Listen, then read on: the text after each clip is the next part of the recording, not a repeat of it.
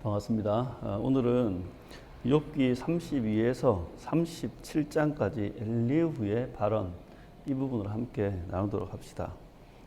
욥기 후반부 그러니까 29장에서 42장까지는 법정의 형식을 띠고 있다라고 이야기했습니다. 이 법정은 형사재판의 법정입니다. 죄의 유무를 밝히고 형량을 선고하는 거죠. 재판장은 당연히 하나님, 그리고 피고는 바로 욥. 그래서 지지난 주일날 욥의 변론, 그러니까 자신의 무죄를 호소하는 욥의 변론을 29장에 31장까지 했다. 그리고 이제 오늘 있는 32에 37장은 엘리후의 이 말하는 부분인데요. 이건 기소권자, 기소자, 원고에 해당하죠. 그래서 엘리후는 요즘 그 시대에 말하는 그 검사와 같이 공소장을 이렇게 보는 것 같습니다. 공소장이 뭐냐면 검사가 어떤 형사 사건에 대한 어떤 그 법원의 재판을 청구할 때 그렇게 법원에 제출하는 문서, 그러니까 이 사람은 이런 죄가 있습니다. 그러니 이 사람에 대해서는 이런 판결을 내려야 됩니다. 이런 게 그게 공소장인데 엘리후 부분이 그렇습니다. 지지난주에 했던 12월 15일 날 했던 이 29에 31장 욥의 변론은 어떠했냐면 그때의 삶은 이랬습니다. 하나님과 친밀함 속에 인도를 받았고 하나님과 함께 하심으로 하나님이 함께 하심으로 내가 자녀와 소유가 풍부했고 그때 사람들로부터 나는 존경과 칭송과 그리고 어떤 공의와 공평을 실천하는 따뜻한 권위자로 살았습니다. 30장 하지만 지금의 삶은 이렇습니다. 모든 것을 잃어버리고 만신창이가 되어서 고통받고 있고 사람들은 나를 조롱하고 비웃고 혐오스럽게 여기고 나를 공격하고 파멸시키려 합니다. 하나님은 나를 진흙탕에 던지셨고 핍박하셔서 죽음으로 몰아넣고 계십니다. 나의 몸과 영혼은 상했고 근심과 고통 속에 처량한 신사가 되어서 슬픔과 외로움으로 통곡합니다. 31장은 하지만 저는 무죄합니다. 저는 호색하거나 악한 일을 행하거나 간음하지 않았습니다. 저는 남의 것을 훔치거나 부당하게 빼앗지 않았습니다. 종의 인권도 존중하고 약자들을 도왔으며 나그네를 돌보아 주었습니다. 재물을 의지하지도 않았고 하나님 외에 다른 것을 섬기지도 않았습니다. 저는 위선이나 가식을 떨면서 나의 허물을 감추지도 않았습니다. 하나님은 제가 행한 모든 것을 아실 것이고 제가 흠이 없음을 아실 겁니다. 제가 악을 행하지 않은 것은 하나님 때문이었습니다. 저는 맹세코 사실대로 말하고 떳떳하게 서서 하나님의 판결을 받길 원합니다. 이에 대해서 엘리후의 공소장 32에서 37장까지 있는 이야기의 내용은 이렇습니다. 32장에 보면 엘리후에 대해서 소개하는데요. 람 족속에 속한 부스 사람 바라겔의 아들이다. 그리고 가장 젊은 사람이다 라는 이야기를 합니다. 그러면서 엘리후가 이제 화를 내면서 등장하는 부분인데요. 32장의 내용을 요약 정리하면 엘리후가 자신의 등장과 주장에 대해서 정당성을 말하는 겁니다. 그리고 자신의 주장은 객관적이고 공정한 것이다 라고 말하고 있습니다. 그러면 33장에 보면 욥에게 이야기합니다. 하나님은 욥 당신의 잘못을 바로잡아서 교정하려고 당신에게 이 고난, 고통과 환난을 주셨는데 욥 당신은 그분의 뜻도 모른 채 하나님께 불평하고 원망하면서 교만하고 건방지게 대들고 있습니다. 34장의 이야기는 이럴 겁니다. 욥 당신은 하나님이 하시는 일이 정의롭지 못하다면서 비난하고 있습니다. 욥은 자신의 잘못뿐만 아니라 하나님께 반역하고 하나님의 신성을 모독하는 죄를 범하였습니다. 35장에는 욥은 하나님이 옳지 않다고 주장하는데 이건 말도 안 되는 소리입니다. 36장에 37장은 세 가지입니다. 하나는 첫 번째, 하나님은 의로우신 분입니다. 그러니까 결론이 뭐냐면 하나님이 의롭지 않다는 욥의 주장은 잘못된 것입니다. 두 번째, 사람이 고통을 받는 것은 잘못한 것에 대해서 하나님이 교정하시는 것입니다. 이 말은 뭐냐면 욥이 잘못했고 그 잘못을 교정하기 위해 지금 고난받고 있다는 거예요. 세 번째, 우리는 정의로우신 하나님의 일을 제대로 알지 못하고 헤아릴 수 없습니다.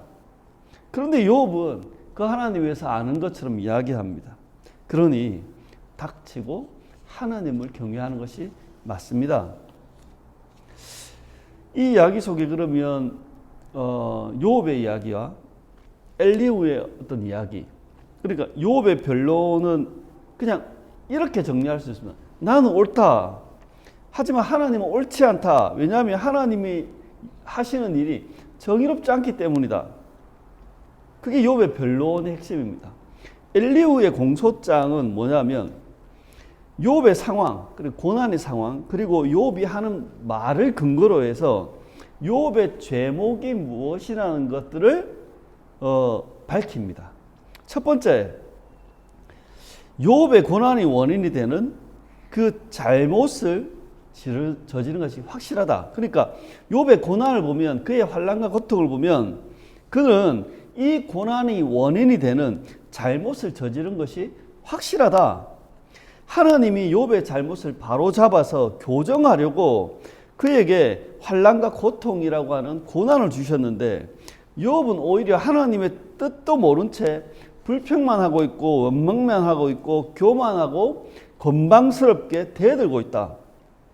하나님이 고난을 주시는 것은 그 사람을 고쳐서 잘못을 교정하기 위함이다.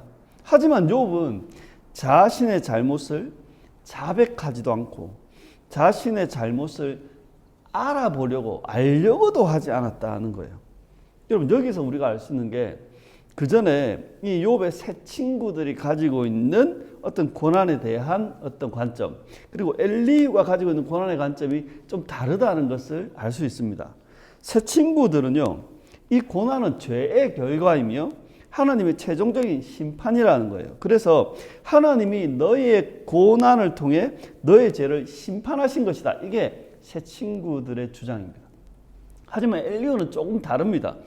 고난은 잘못에 대해서 교정하는 회복의 과정이다. 그러니까 최종적인 심판으로 가지 않도록 하는 하나님의 경고장치라는 거예요. 그러니까 하나님이 너의 잘못에도 불구하고 너를 구원하고 회복하려고 지금 고난을 주신 것이다. 그러니까 이 욥의 세 친구와 엘리후는요, 이 고난의 원인은 같아요. 다 네가 잘못했기 때문에, 네가 범죄했기 때문에. 하지만 이 고난의 목적이 다른 거예요. 친구들은 이건 심판이다. 하지만 엘리후는 교정하기 위한 것이다 하는 거죠. 예. 그래서 이 엘리후의 첫 번째 이 공소장에 있는 욥의 제목은 뭐냐면, 욥은 고난의 원인이 되는 이 잘못을 저지른 게 확실하다. 두 번째, 욥의 발언. 이 욥의 발언은 하나님에 대한 반역이고 모욕이라는 겁니다. 욥은 자신의 잘못은 뉘우치지 않으면서 하나님이 하시는 일이 정의롭지 못하다고 비판하고 항의하면서 하나님께 반역하고 신성모독을 하였다는 거예요. 하나님이 하시는 모든 일은 옳고 정의로우며 하나님은 모든 사람을 정의롭게 대하신다라고 합니다. 그래서 욥의 주장은 잘못된 것이라는 거예요. 또한 사람은 하나님의 일을 알지 못하고 헤아릴 수 없다. 사람이 하나님을 논하거나 규정할 수 없고 또 규정해서도 안 된다. 그러니까 어떻게 해요? 욥의 주장은 그의 무지로 인한 잘못된 것이다. 그러니까 이 욥이 하는 말은 하나님에 대한 반역이고 신성모독이라는 거예요. 그러니까 욥의 죄가 두 가지로 정리되죠. 하나는 그 고난의 원인이 되는 어떤 잘못, 두 번째는 하나님에 대한 반역과 신성모독. 이게 욥의 상황과 욥이 하는 말을 통해 적시된 엘리후의 공소장입니다. 다음 주가 되면 하나님이 이 욥의 변론과 엘리후의 공소장에 대한 최종 판결 같은 걸 하십니다. 그때 가서 판결 한번 보고요. 자, 이 욥기 말 좀 더 깊이 들어가 보면 욥기의 배경이 되는 이 고대 사회에서의 지혜자, 그들은 과연 어떤 사람인가 먼저 한번 보자고요. 이 지혜자는요, 영적으로 보면 깊은 신앙심을 가졌으며 종교적 권위가 있는 사람입니다. 지적으로는 많은 학식과 지식과 경험이 있으며 또한 논리적이며 그런 언어 구사 능력을 가지고 있습니다. 생활적으로 보면 이들은 많은 재산과 자녀들을 소유해서 어떤 하나님의 축복을 받은 사람으로 보입니다. 도덕적으로 보면 이들은 부정이나 아니면 불법을 저지르지 않고 공의롭고 자비롭고 깨끗한 사람입니다.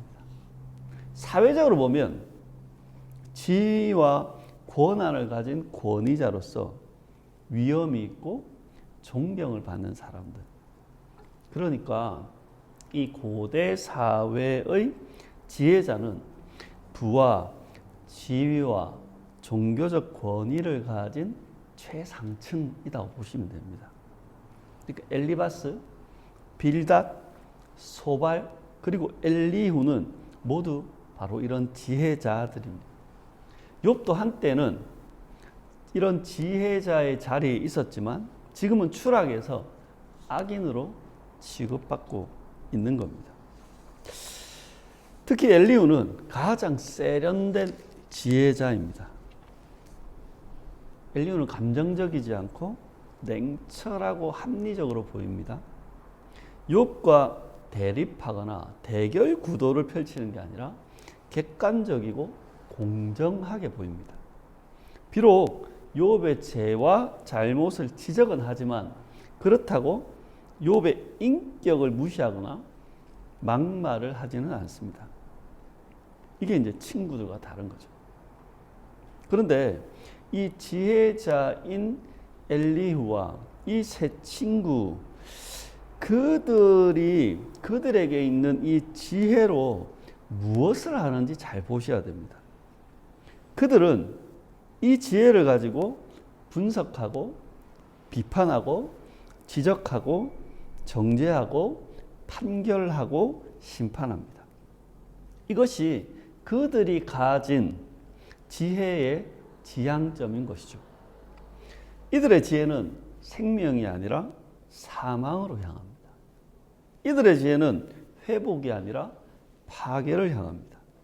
이들의 지혜는 샬롬이 아니라 대립을 향하고 있고, 이들의 지혜는 이웃 사랑이 아니라 자기 증명을 향하는 겁니다. 그래서 이들이 가진 특징은 굉장히 이분법적입니다. 똑 부러지는 결론을 내려야 합니다. 맞냐 틀리냐, 옳으냐 그르냐, 선인가 악인가, 의인가 불의인가, 무죄인가 아니면 범죄인가. 여러분, 법기술자라는 말을 들어보셨습니까? 이 기술자의 사전적 의미가 어떠냐면 어떤 분야의 전문적인 지식과 능력을 가진 사람이라는 뜻입니다. 근데 현대사회에서, 우리 사회에서의 어떤 현대적 의미, 법기술자는 뭐냐면, 법의 정신과 규칙을 지키는 것이 아니라 법 조항을 이용해서 자신의 이익을 취하거나 상대방을 이겨서 제압하고 지배하기 위한 도구와 수단으로 사용하는 자를 우리는 법기술자라고 부르죠. 이런 면에서 이 세 친구들과 엘리후는 지혜기술자들이라고 말할 수 있습니다. 이들은 자신의 지혜로 욥을 분석하고 비판하고 정죄하고 판단합니다. 그래서 이들은 자신의 지혜로 욥을 제압하고 항복을 받아내려고 합니다. 욥의 잘못을 증명하기 위해 자기들에게 있는 모든 지혜를 동원합니다. 자기들의 옳음을 증명하기 위해 모든 지혜를 짜내고 욥과의 논쟁에서 이겨서 그 욥을 제압하기 위해, 상대를 제압하기 위해 하늘과 땅의 모든 지혜를 가지고 오는 겁니다. 그래서 이 욥기에 있는 이 세 친구들과 엘리후는 어쩌면 지혜자라기보다 지혜 기술자인 것처럼 보입니다.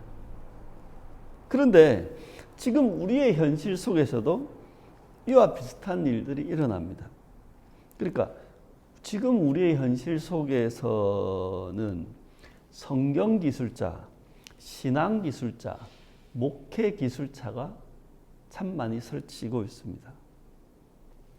영적 권위를 가지고 성경과 신앙을 말하지만 정작 성경과 신앙을 지키고 추구하는 것이 아니라 성경과 이 신앙적인 수단으로 자신의 이익을 취하고 타인을 지배하고 조종하려는 자들이 많습니다. 성경과 신앙을 내세우면서 권력자가 되려고 하고 지배자가 되려고 하는 사람들. 신앙과 성경을 내세우면서도 부와 권력과 명예와 능력을 쫓는 사람들. 하나님과 복음을 말하지만 실질적으로는 종교 권력자이고 종교 사업가이고 종교 장사꾼이고 심지어 종교 사기꾼이고 종교 도둑놈 같은 사람들.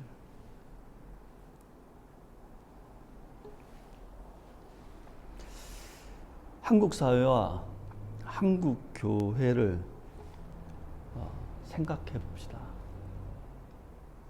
현재 한국 사회의 가장 큰 이슈는 뭐니 해도 비상계엄과 내란입니다. 이것은 대한민국 근현대 사회에 있어서 굉장히 큰 중요한 역사적 상황이며 어쩌면 세계사적 사건일 수도 있습니다. 근데 제가 주목하는 건 이건데요. 이 비상계엄과 내란을 임하는 어떤 개신교와 천주교 주류의 반응이 참 다르다는 겁니다.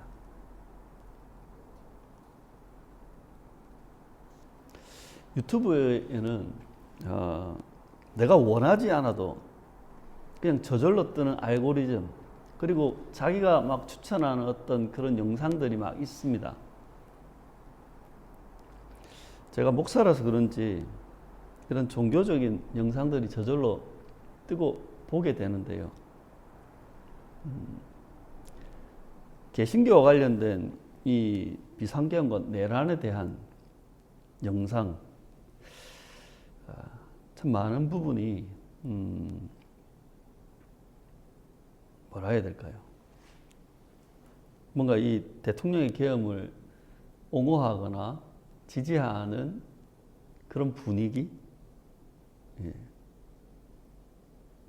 그런 게 강하고요. 천주교는 보면 이것을 비판하는 분위기가 좀 강해요. 특히 이 뉴스에도 나왔는데 대전 대흥동 성당의 김용태 신부님의 시국 미사의 강론을 보면 이런 부분이 나와요. 묵시록에 사악한 용이 자리 잡은 곳, 그것을 우리는 용산이라 부릅니다. 그런데 이 용이란 표현도 가당치 않은 용산의 이무기, 그자가 지난 12월 3일 밤에 뭐라고 표현할까 고민을 많이 했습니다.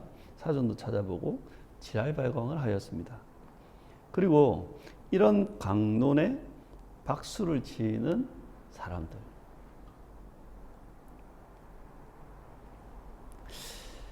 개신교회는 대통령이 계엄을 잘했다, 아니면 탄핵을 하면 안 된다는 이야기에 박수를 치고, 천주교회는 대통령이 말도 안 되는 짓을 했다, 그 발언에 박수를 치는 거죠. 개신교가 하는 가장 뭐랄까요, 주된 메시지는 이거죠. 위정자를 위해 기도하자.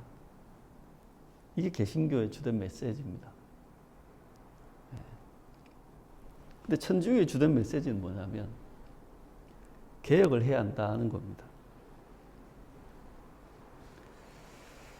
개신교회나 천주교회가 다 이런 건 아닌 줄 알잖아요.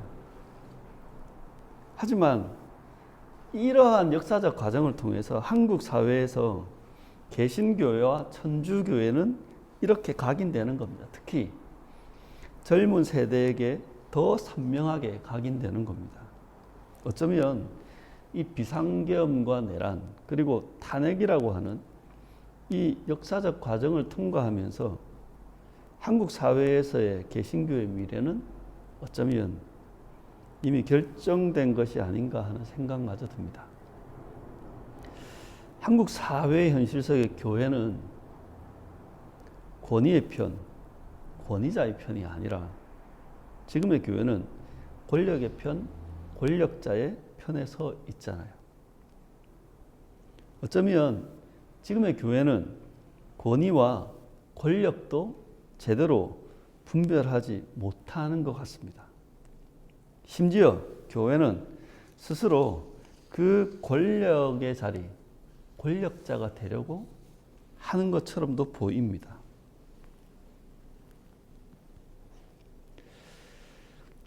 마지막으로 한국 개신교회에 팽배한 이상한 현상들, 이걸 한번 돌아보자고요. 세 가지로 정리해보면 첫 번째는 세속화입니다. 돈과 물질, 권력, 성공, 성장을 추구하는 어떤 교회의 현상들. 그래서 교회가 기업화되고 상업화되고 자본화되고 조직화되죠. 그래서 이제 교회라고 하면 많은 사람들이 떠올리는 모습이 웅장하고 화려한 건물, 그리고 특권을 누리는 목회자를 떠올리게 되는 겁니다. 두 번째 현상은 이념화입니다. 특별히 극우적인 진영 논리 말입니다. 그래서 한국의 교회는 이제 태극기 부대와 이제는 같다고 거의 보입니다. 그 태극기 부대에 태극기와 성조기와 심지어 이스라엘 깃발을 흔드는 그 목사님들과 교인분들,